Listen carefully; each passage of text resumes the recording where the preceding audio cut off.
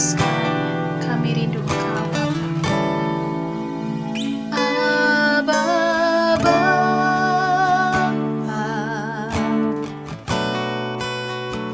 Aba, Bapa. Kau segalanya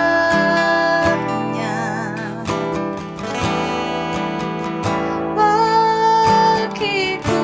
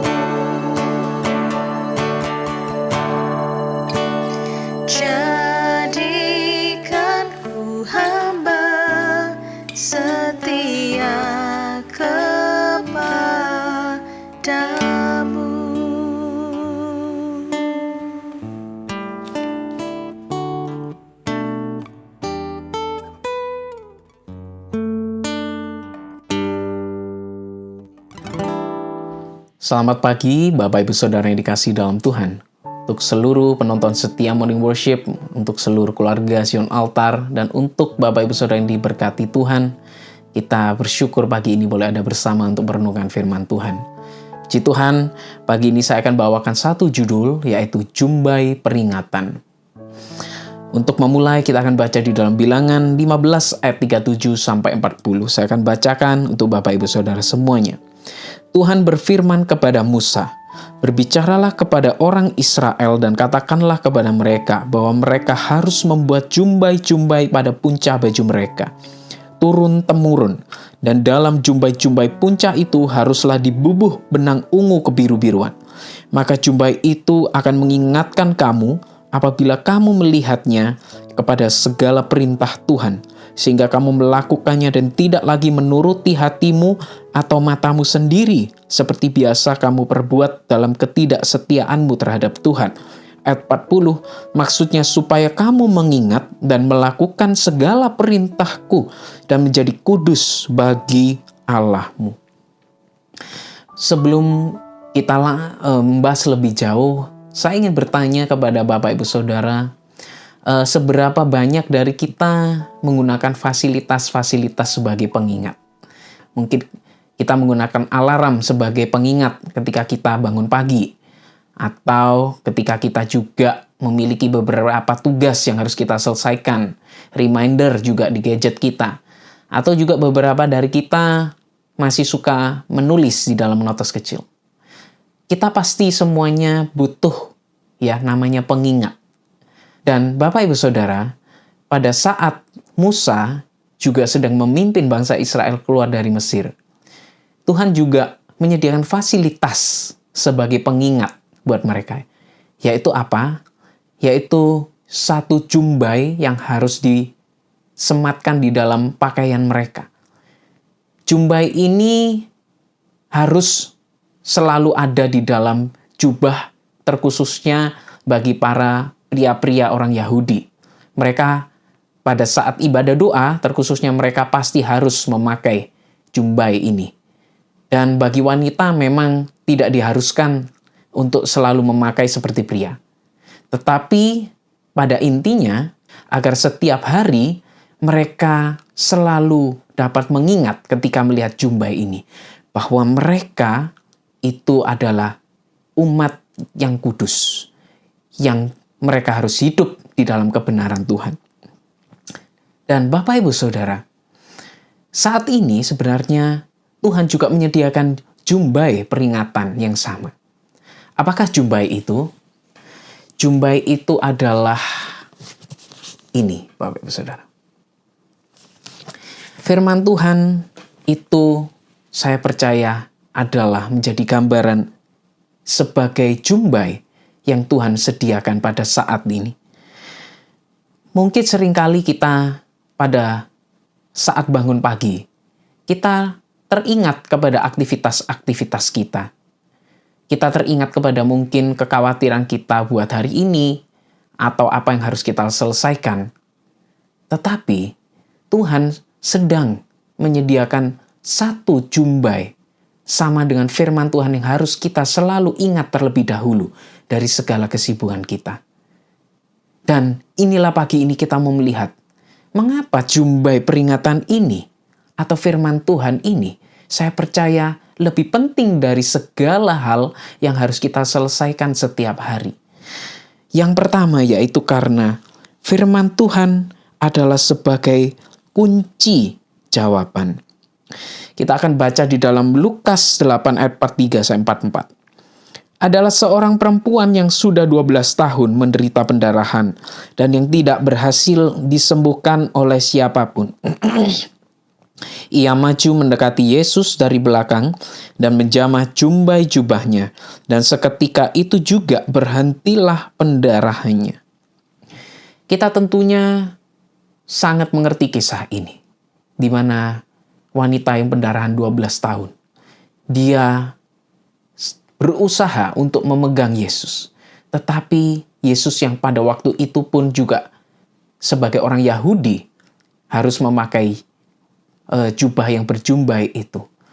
Dikatakan wanita ini menjamah jumbainya. Atau boleh kita katakan bahwa wanita ini hanya memegang ujung dari jubah Yesus. Ketika dia memegang hanya ujungnya saja, mujizat terjadi dalam kehidupannya. Seringkali Bapak Ibu Saudara, ketika kita juga dalam kehidupan kita sehari-hari, mungkin banyak dari kita sudah membaca firman Tuhan.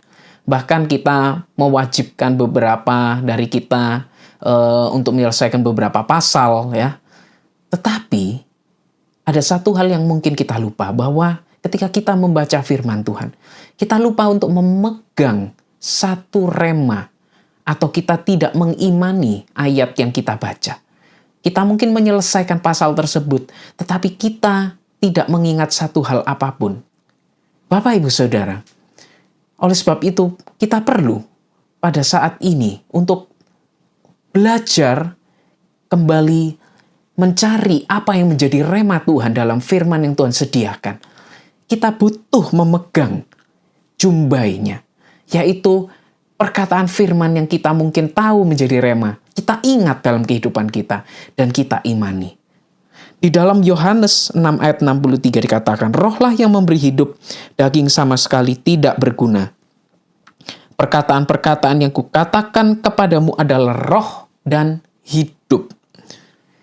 Kita harus percaya bahwa dalam firman Tuhan itu ada roh, dan roh itu yang akan menghidupkan kita. Oleh sebab itu, mari, apakah yang kita sedang mungkin saat ini hadapi? Persoalan-persoalankah?